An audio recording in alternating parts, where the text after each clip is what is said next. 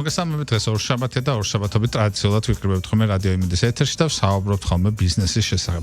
დღევანდელი ეთერი განსხვავებული და განსაკუთრებული იქნება, იმიტომ რომ ალბათ ყველა მთელს თბილისში და მსრულად საქართველოში უკვე დაიწყო მზადება აღდგომისათვის და ჩვენ დღევანდელი ეთერით სააღდგომო დღესასწაულს მიეწყობა, რადგანაც დღეს ჩვენ ვისაუბრებთ ამ მიმართულებით, კვებაზე ვიქნებით დღეს უფრო მეტად კონცენტრირებული, პასკები გვაქვს ჩვენ სტუდიაში, ვინც გვიყურებს სხვა საინფორმაციო არხების საშუალებით იქნება ეს მაგთის IP ტელევიზიის 53 არხი ან ვებგვერდი იმედიჯი ან MyVideo-ჯი, მას შეუძლია ასევე ნახოს ჩვენს წინ არსებული არაჩვეულებრივი პასკები, რომლებიც ეკუთვნის გურმეს და დღევანდელი ჩვენი გადაცემის სტუმარი გახლავთ გიორგი ჯავახიძე, ის გახლავთ გურმეს აღმასრულებელი შეფი. მოგესალმებით. გიორგი, დაიწყო ალბათ უკვე ეს წინა სააღდგომო ციებ-ცხელება, იმიტომ რომ პასკები გურმე ბევრი წელია საქართველოს ბაზარზე დამკვიდრდა როგორც აღდგომასთან დაკავშირებული ბრენდი და ძალიან ხშირად სადაც წავსულ ვარ ხოლმე გურმეს პასკების შემხვედრია. ძალიან ბევრი წელია უკვე ამ მიმართულებით მუშაობთ. რამდენ პასკას აკეთებთ ხოლმე დაახლოებით წლის ბოლო აღდგომის პერიოდში? კომპანია გურმეშიც მე ახალი თანამშრომელი ვარ, მაგრამ როგორც ვიცი, გურმე 2012 წლიდან ერთი რეცეპტით მუშაობს პასკებზე და ამ მიმართულებით არანაირ გემოს არ ცვლიან. ვაწყობ დაახლოებით 30,000-დან 40,000-მდე პასკას სააღდგომო პერიოდში და ეს საკმაოდ ბევრია, დიდი რაოდენობის არის და რა თქმა უნდა უმაღლესი ხარისხის ნედლეულზე ვამზადებთ ამ ყველაფერს, რომელიც საქართველოს ბაზარზე ერთ-ერთი კონკურენტუნარიანი ალბათ სწორედ ის არის, რომ 2012 წლიდან დღემდე ეს პერიოდი საკმაოდ დიდი დროა და როდესაც ერთი და იგივე რეცეპტით ამზადებ, ეს იმას ნიშნავს, რომ შენ მოიპოვე უკვე მომხმარებლების ნდობა და მე ვიცი, რომ ძალიან ბევრი პროცესი არსებობს იმისათვის, რომ პროდუქტი ხარისხიანი იყოს და ამ პროდუქტის სხვა ტიპის სერტიფიცირებით აღწევთ ხოლმე. რა არის ის სერტიფიკატები, რომლებიც გააქვთ და რაზე მუშაობთ? ხა აქვს ISO სერტიფიკატი. ეს ძალიან იშვიათია საცხობებს შორის. ძალიან იშვიათია, გავდივართ ყოველწლიურ შემოწმებას, შეიძლება ზოგადად თვეში ორჯერაც კი შემოვიდეს შემოწმება, იმიტომ რომ ხარისხი ჩვენთან ისეთი მაღალია, რომ ამის არასდროს არ გვეშინია, პირიქით მუშა პროცესშიც ვიღებთ ამ ყველაფერს და რაც თავარი ხა ამ სააღდგომო ციებ-ცხელებასთან დაკავშირებით, ყველაფერი ისეა, რომ ხალხის მოთხოვნებს, რაც არის მოთხოვნა ბაზარზე, რომ სააღდგომო ფუსფუსი, აი დიასახლისების მოუცლელობა, ეს გადარბენა, რომელიც 21 საუკუნეში შემოიტანა ჩვენში, ისე დავიწყეთ ისეთი მიმართულებით ვფიქრობთ, რომ ჩვენ შევთავაზოთ დიასახლისებს ეს პროდუქტი, რომელიც არა მარტო პასკები, მთელი სააღდგომო სუფრა. მაშინ გიორგი, რას თავაზობს გურმე სააღდგომო დიასახლისებს, იმიტომ რომ დიასახლისების სტრუქტურა საქართველოში ძველ ბევრი უკვე ამ ბოლო პერიოდში ვეღარ ასწრებს, რომ ყველაფერი სახში გააკეთოს, როდესაც ჩვენ მუშაობ სრული დატვირთვით, სრულ შტატზე და სრულიად გადატვირთული ხარ და ძალიან ცოტა დრო გაქვს, სახში ვერ ასწრებ ბევრ რაღაც გააკეთოთ. რას თავაზობთ თქვენ აი ამ წინა სააღდგომო პერიოდში? წინა სააღდგომო პერიოდში როგორც აი მთლიანი სამზარეულოს კუთხით რომ მივუდგეთ, მარტო ტკბილეულის გარდა უდიდესი ხაზი გაქვთ ტკბილეულის და უგემრიელესი, ამას აი ჩვენი თითოეული მომხმარებელი ალბათ ამ რეპორტაჟის მერე უფრო მეტ კომენტარს დაწერს და უფრო მეტი გვეყოლება. არის მართლა ძალიან გემრიელი და დანარჩენი პირდაპირი სამზარეულოს კუთხით. როგორც ცივი კერძები, ისე ცხელი კერძები, ისე ხორცეული, ნებისმიერი მიმართულებით შეგვიძლია სააღდგომო სუფრის გაწყობაში მოვიხმაროთ და მოვიმსახუროთ ქართულ დიასახლისებს ოჯახში. გიორგი, გურმეს აქვს რამე სპეციფიკური სააღდგომო მენიუ თუ შეუძლია ნებისმიერი ფანტაზიით მოგმართოთ და გითხრას, რომ აი პირობითად მე მჭირდება რაღაცა სპეციფიკური, მაგალითად სამეგრელოსთან ასოცირებული ან აჭარასთან ასოცირებული ან რაღაცა იმერეთთან ასოცირებული თუ როგორ არის? და ორი სიტყვა მეთქვა, ადრე იყო რომ ქონდა რომ რაღაც სპეციფიკური მენიუთი მუშაობდით, როგორც წინა საახალწლო პერიოდში, საშობაო პერიოდში, ეხლაც ვიფიქრეთ მაგაზე, მაგრამ ამ წლიდან დავიწყეთ, რომ ჯობია მომხმარებელს რაც თვითონ უნდა, ის პატარა თავისი მენიუ სახლისთვის, რაც გამოადგება, ის თვითონ დაგვირეკოს, მოიწეროს, რომელსაც 24 საათი ჩვენი მარკეტინგის სამსახური კურირებს და ის ყველაფერი რაც მომხმარებელს უნდა რომ სახში კონდეს სააღდგომო სუფრაზე, ჩვენ კონკრეტული მენიუთი ახლა არ მუშაობთ ისე რომ რაც შეიძლება ადამიანს მოთხოვნით კონდეს რომ სახში თავის სტუმრებს გაუმასმინდეს ყველაფრის გაკეთება შეიძლება პროცესი რომ ამიღწეროთ როგორ ვუკვეთავ გიორგი გურმეში სააღდგომო სუფრას ანუ სადმე წერილობით უნდა დავწერო ეს Facebook-ში უნდა მოვიწერო იმეილი არსებობს ტელეფონი არსებობს როგორ პროცესი არსებობს Facebook გვერდიც არსებობს რომელიდანაც ეს მოწერა კონტაქტი შეიძლება ჩვენ Facebook გვერდზე მითითებულია ჩვენი საკონტაქტო ნომერი რომელსაც შეუძლია ნებისმიერ ადამიანს შეუძლია დაგვირეკოს ვაწყობთ ასევე ფურშეტები გვაქვს გასვლითი შეხვედრებზე და კორპორატიული გაყიდვებსაც ვაწარმოებთ ამ ეტაპზე ძალიან მაღალ იმებზე გავდივართ კულინარული თვალსაზრისით ანუ როგორც ჩემთვის ცნობილია რამდენიმე მიმართულებით მუშაობთ ერთი ეს არის თქვენი კაფეები რომელიც გააქვთ რომელშიც წინა სააღდგომო ყველა პროდუქტი რომელიც აღდგომისთვის შეიძლება დაგჭირდეს პასკიდან დაწყებული ტკბილობით დამთავრებული ყველა პროდუქტი იყიდება მეორე ეს გახლავთ კორპორაციული მიმართულება სადაც სხვა ტიპის ფურშეტებს სხვადასხვა ტიპის ღონისძიებისთვის კვებით მომარაგებას გულისხმობს და მესამე ეს გახლავთ იმიტომ რომ სხვა მარკეტებში მინახავთ ხოლმე მაგათაც თქვენი დამზადებული პური და ასე შემდეგ რომელიც სხვა ჩვეულებრივ ქსელ მარკეტებში როგორც სადისტრიბუციო მიმართულებით იყიდება ეს სამი მიმართულებაა ძირითადად. ჩვენთან გვაქვს აი ზუსტად ეს სამი მიმართულება არის კერძო ფილიალები, სადაც ჩვენი კაფის ბრენდირებით მუშაობთ, გვაქვს ბევრი კომპანია, რომელშიც კვებით შევდივართ, ძალიან დიდი კომპანიები ხარ მინდა ეს ეთერში ეს სახელები კერძო ორგანიზაციები, დიდი ორგანიზაციები, რომელიც პერსონალი ვინც ყავს თანამშრომლები მათ კვებას ჩვენ გვიკეთავენ. ეს უკვე ლებია და ეხა კიდე ძალიან ბევრ კომპანიას ვიმატებთ, რომელიცაც შიდა კადრებს ჩვენ გამოვყვებავთ და ასევე გვაქვს როგორც ვთქვით კაფეები და ფურშეტები, რომელიც აი საბანკეტო, ანუ შეხვედრებისთვის, ლამაზი წვეულებების, ამასაც ჩვენ ყველაფერს ქორწილი იქნება ეს თუ რამეთების სახში დახურული დაბადების დღის წვეულებათოს და სააღდგომოთაც აი ამ სამივე მიმართულებაში გექნებათ აღდგომასთან დაკავშირებული პროდუქტი, როგორც მე მივხვდი. და ძალიან მარტივი იქნება, მომხმარებელს შეუძლია წინასწარ მოიფიქროს ის მენიუ, რომელიც უნდა, მაგრამ თუ მე განსაზღვრული არ მაქვს და ვერ ვიფიქრებ ამ მენიუს, ასე შემთხვევაში მაგაში დაგეხმარებით, არ არის არანაირი პრობლემა.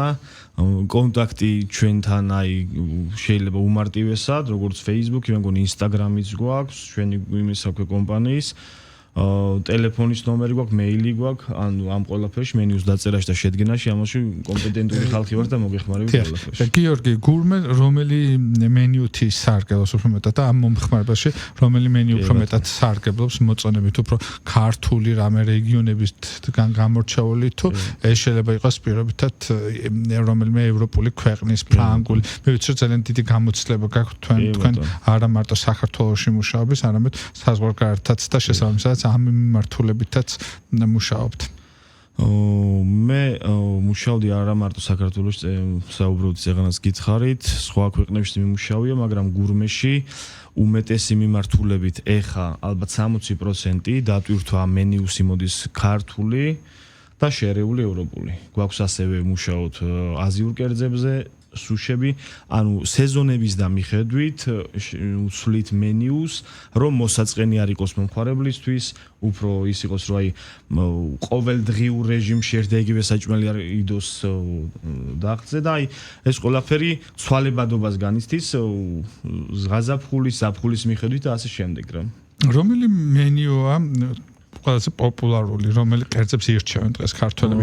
თქვენი გადმოსახედიდან იმ პერიოდის გამოშვას შევერთით გურმეს, რომელი პროდუქტები სარგებლობს? კი ბატონო, აზიური სამზარეულო უფრო მეტად მოთხოვნადია, ჩინური თუ იაპონური თუ სუშები, ესენს მოთხოვნადი იქნება, ასევე პასტები, იტალიური მიმართულება. და კრუასანის სენდვიჩებიც ძალიან დიდი პოპულარობით სარგებლობს ჩვენთან. ძალიან დიდი პოპულარობით. რამდენად შეიცვალა ზოგადად ტენდენცია თქვენი დაკვირვებით და ადამიანებს უნდათ უკვე რაღაცა ჯანსაღი კვება და ჯანსაღი კვებასთან დაკავშირებული პროდუქტები ხდება უფრო პოპულარული. თქვენი დაკვირვებით რამდენად იცვლება ზოგადად ეს ტენდენცია კვებაში და განსაკუთრებით საქართველოში?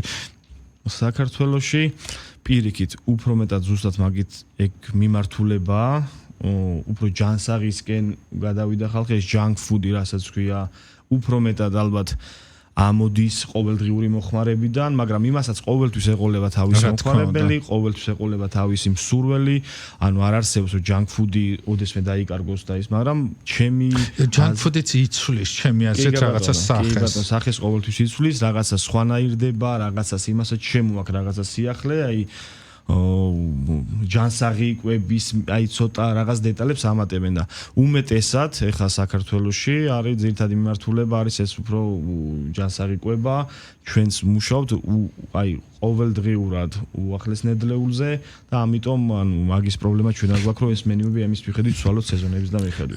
გიორგი, საიდან მარაგდება გურმე ზოგადად, იმიტომ რომ საქართველოში ძალიან ხშირად მსმენია თუნდაც ფქვილთან დაკავშირებით, რომ ხარისხიანი ფქვილის მოპოვება ძალიან რთულია და ძირითადად ბევრი საცხობი და ბევრი კულინარიული ბიზნესი მარაგდება ხოლმე ევროპიდან, ძირითადად ცენტრალური ევროპიდან. თქვენ შემთხვევაში როგორ არის? ჩვენთანაც ზუსტად ესეა, ვცდილობთ რომ ბაზარსაც და მოთხოვნებსაც ქართულ ბაზარზეც რა ნედლეულიც არის ამასთან ვიმუშაოთ, არ არის ისე რომ არ მუშაობთ, ეს არის ანუ ვერ იზავ ისე რომ ქართულ ნედლეულზეც არის მუშაობ, მაგრამ უმეტესად ფქვილს ვცდილობთ რომ აი ევროპაში, რაღაც იტალიის მიმართულებით რაღაცა უფრო ისეთი ნახოთ ხაზი, რომ საიდანაც შეიძლება ჩამოტანა, ყველაფერი მაინც ასოცირდება ფასთან, ამ 1000 სიწვრილმანი უდევს თან იმას, როგორ შეიძლება რომ შეთანხმებას მიაღწიოს სხვა ქვეყნის წარმომადგენლებთან.